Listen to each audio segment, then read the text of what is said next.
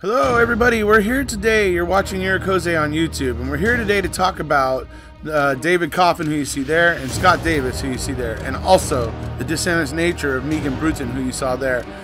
This is a wholly circumstantial case that hinges on the fact that Megan manipulated the situation, and Scott may very well be innocent. So we're going to go over some of those things here today and in videos to come. Hello everybody, we are back here today to talk a little bit about Scott Davis. Now, I hope that that doesn't put you off the video if you're one of my Making a Murderer fans. I mean, this case has a lot of outstanding, issues with it as well. But so we're here today to talk about the Scott Davis case, but in a roundabout way, because we're talking about Paul Howard, the district attorney there in Fulton County. He was the district attorney at the time when Scott Davis was prosecuted. He is, in my mind, at least partly responsible for the 72 pieces of lost evidence. He is fully responsible for the lost evidence tape that has now been proven existed, and he has been denying its existence for years. Well, the co-lead detective in the case has signed an affidavit. He has given a statement that when he took the tapes, and it was tapes, and it was two tapes and two sets of transcripts that he took over to the Fulton County DA's office and gave to Assistant District Attorney Joe Burford at the time. So we know that those things safely arrived at the DA's office. Only one tape emerged to make it to trial and whatever as evidence, all that. Only one of the interrogation tapes. What was on the other tape? There had to be something on that other tape for it to have been lost. I mean, we can only wonder at this point, but the fact that they hid it and lied about it for the last 13, 14 years, whatever, yeah, that shows there was something there that they were afraid of. And then that also lends more credence to why they needed to lose 72 pieces of evidence, because they knew they couldn't win this case if any of that evidence was there and the defense could test it and go, hey, look, none of this matches Scott Davis. If the defense could tell that to the jury, look, not a trace of it, none of this, nothing has any trace of Scott Davis on it. This blood that they believe with the killers, that's not Scott Davis. And if they would have been able to tell the jury that, I bet you, because I'm telling you, Sheila Ross barely floated this one over the net. They barely got this conviction on Scott. Jury was out for 5 days. There was a question of whether or not they were even going to come back with a verdict. So this was not an easy, prosecution or conviction. The jury struggled with it, and that alone shows you that it was not clearly, it leads me to believe that if they knew that there was blood that they believed was killers that didn't match Scott, and if there was fingerprints that were found on the Porsche that didn't match Scott, and these things, I mean, I think the jury might have had a little different, that might have affected their opinion, seeing as they seemed conflicted about, coming back with the verdict, the guilty verdict they came back with in convicting Scott Davis. I gotta imagine that stuff like this will matter. Stuff like finding out that the DA's office has basically hidden and lost one of the interrogation tapes that they have been denying existed. See, these things add up. When these things add up, you can pretty much go, yeah, you know what? That's a lot of smoke right there. There's a fire. You know what I mean? So what I'm going to show you right now, a couple things I'm going to tell you right now. Number one, so some of you are probably saying, Irakoze, what are you talking about? What lead detective came forward and signed an affidavit or whatever? I will leave you the link down below for that video where we find out Detective Walker came in and filled out an affidavit and signed an affidavit stating that he delivered 2 interrogation tapes with 2 sets of transcripts to the Fulton County DA's office. So that video, if you want to check that out. And then I'm going to leave you the video that I already did about Paul Howard recently. The one where basically because of Paul, because of Detective Walker coming forward with this affidavit, it now makes the lies that Paul Howard has been telling for the last 12, 13 years, and that there was not a second tape. So if we now know that's a lie, how can we believe anything else he said? How can we believe that the lines, that at least some pieces of that 72 pieces of evidence that got lost wasn't deliberate? Because he's lying about interrogation tapes. I mean, where can I draw the line of where he won't lie? What he won't lie about? How do I determine that? He's supposed to be an agent of the state. He's supposed to be trusted, but he's not. He can't be, because he's a liar, and he's been proven a liar now. And he wants to laugh. Well, laugh it up, man. You go ahead and you laugh it up, Paul Howard. The only reason you can laugh it up is because you know that prosecutors have immunity, absolute immunity in this country. And it's something I hope that in the coming years will change, where the prosecutors that make the district attorneys that make the really grievous errors, the ones that they should have obviously known that there was something wrong, but they didn't change course. They just continued on because it was more about convictions than it was about justice. Yeah, so hopefully in the coming years, people will get together and make sure the right legislation and the right people start getting elected into offices, and so we can replace dinosaurs like you, and also Kim Worth from the Devontae Sanford case.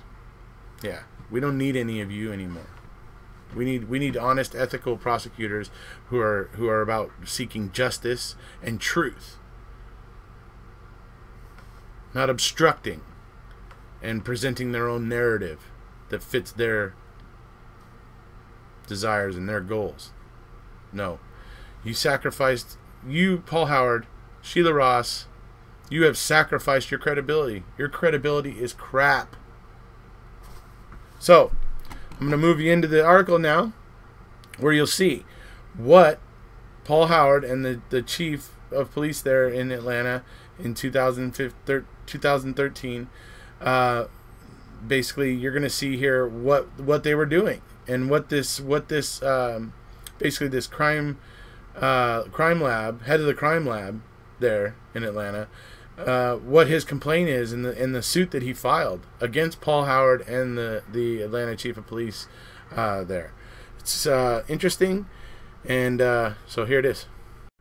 A federal lawsuit filed by a former head of Atlanta's crime lab accused the Fulton County District Attorney and the Atlanta Chief of Police of being lawbreakers who acted to secure convictions at the expense of justice.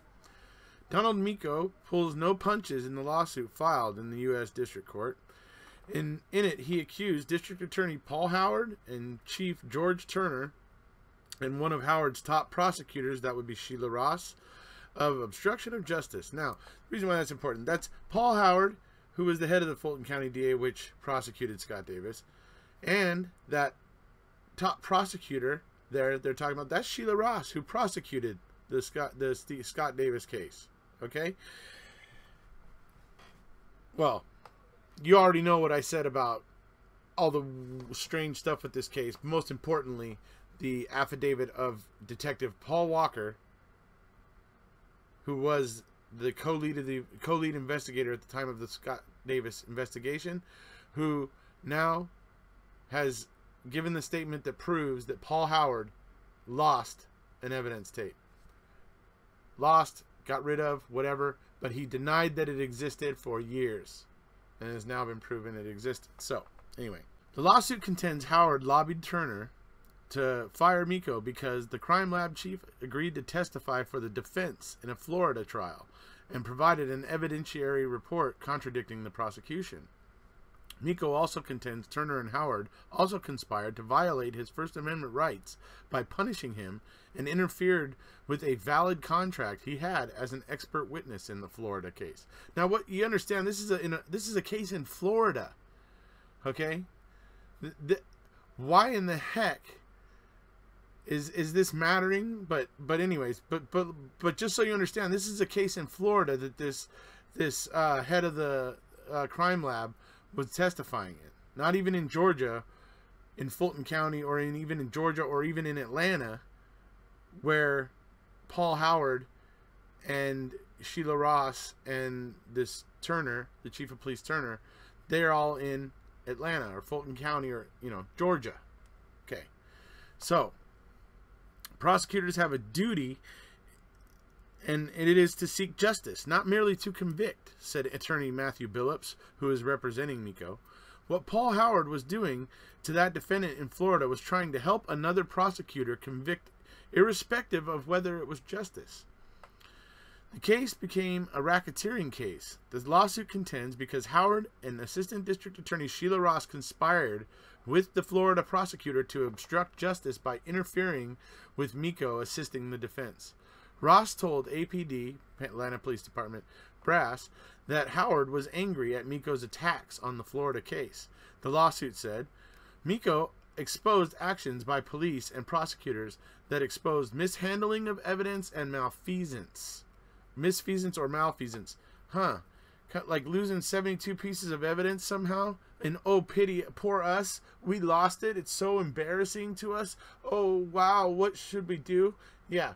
You lost that evidence because you knew it would sink your case when the defense tests the blood that you thought was the killer's and it doesn't match Scott Davis. So, yeah. Mishandling of evidence, misfeasance or malfeasance. Yep, that's all right up, Fulton County DA Paul Howard's alley. I mean, that's him. They got his number. Anyway, Turner, Howard, and Ross retaliated against Miko, said the lawsuit, which was filed on February 27th. It doesn't say if the city gave a reason other than the testimony for firing in June of 2013. Howard's office referred questions to Attorney General Sam Olens, who is defending the civil lawsuit. Olens declined to comment. APD declined to comment. The case has its genesis in a telephone call between Howard and a Florida prosecutor who had read Miko's expert opinion on a criminal case, the lawsuit said. Howard contacted Turner with his outrage that Miko was testifying for the defense in Florida, the lawsuit said. The thing that is very interesting about this, in light of recent events all over the country, you have a prosecutor who views the police as being necessarily on his side. And you have a police department that is given that same message, Billups said. Billups said, the interesting thing is that Miko, like other forensic examiners around the state, had written permission from Atlanta police to testify privately in trials as a forensic examiner as long as they didn't conflict with the city of Atlanta. Well, I don't see how a case in Florida could do that. Right, folks? Shows you how dirty these guys are, right? There's just no limit to the corruption that they're willing to reach for here, It only became a problem when Miko's testimony created an issue for a Florida prosecutor who to Howard and Ross, Billups said. The U.S. Supreme Court recently ruled that testimony was protected under the First Amendment. And he said, and contended it was critical for fairness in trials for witnesses such as Miko to be able to be available to the defense.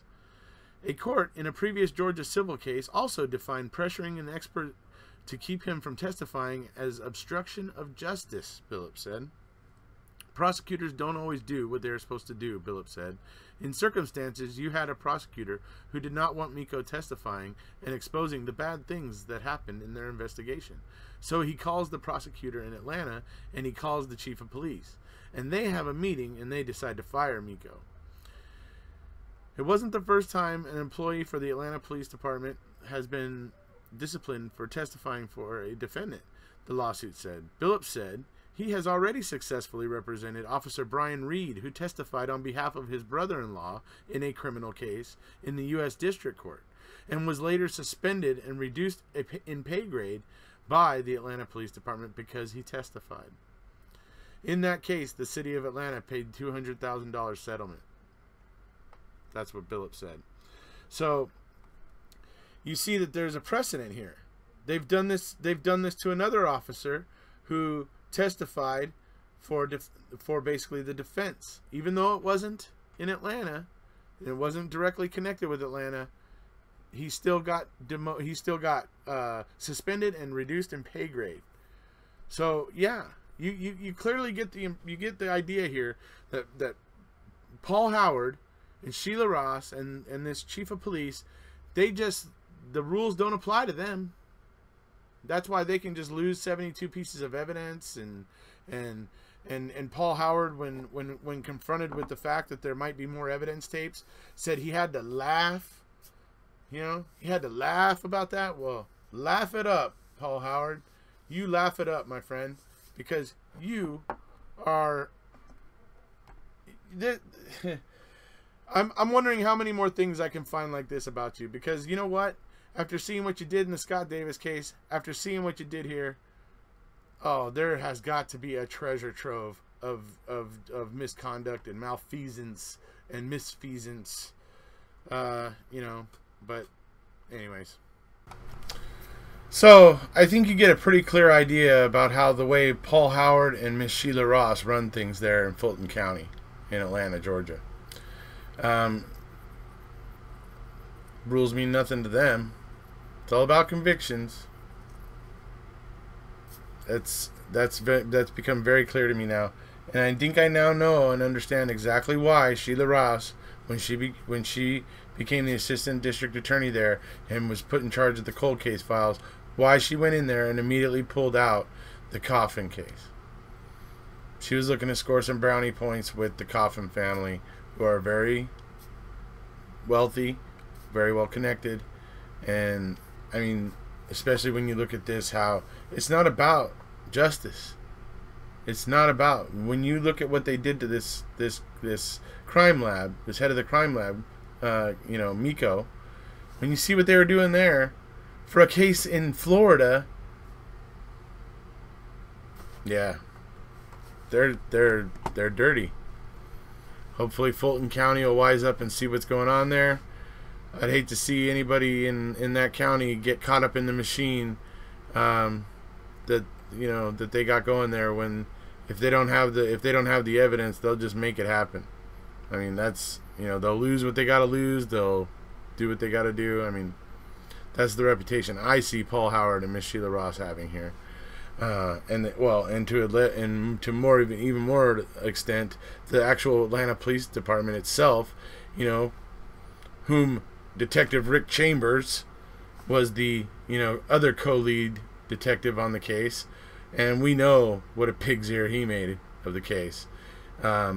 He went from evidence-based to suspect-based in just a couple hours, even though he had a friend of the victim telling him that Scott's wife, or ex-wife, Megan, had stated that David Coffin had been shot in the head. How could she have known that if David Coffin was burning in a fire?